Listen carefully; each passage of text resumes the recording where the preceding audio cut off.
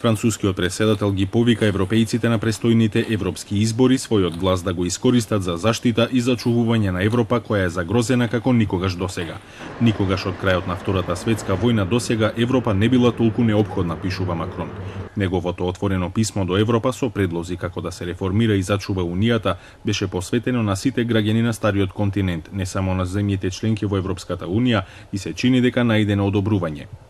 Alle Länder mitmachen hier, dann haben wir ein Gegengewicht gegen den amerikanischen Trend, uns zu trennen, nicht? Und wenn wir gemeinsam sind, wir stark.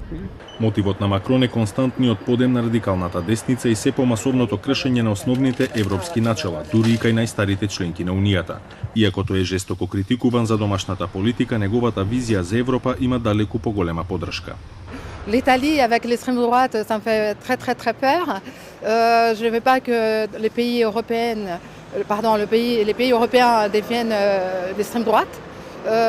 Je suis bien évidemment, j'ai voté pour M. Macron, mais M. Macron on nous donne plutôt l'impression qu'il veut préserver la France, mais de côté de riches. Donc oui, pro-Macron, mais contre son système. Создавање специјална Европска агенција за заштита на демократијата која што ќе го штити изборниот процес во секоја земја членка од сајбер напади и манипулации, создавање заеднички погранични сили и азилантска политика како и забрана за финансирање на европските политички партии од извори надвор од Унијата се само дел од неговите предлози за реформирање на Унијата. Finde es gut, dass solche Appelle eben auch vom französischen Präsidenten eben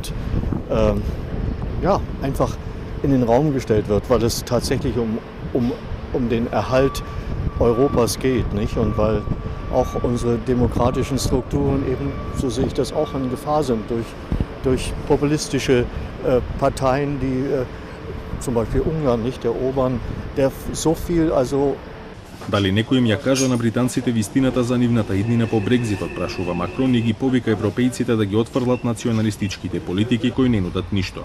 Дојде времето на европската преродба, тврди францускиот претседател. Затоа, спротивставувајќи се на искушенијата од повлекување и поделби, ви предлагам заедно да ја направиме преродбата низ 3 зацртани цели: слобода, заштита и напредок.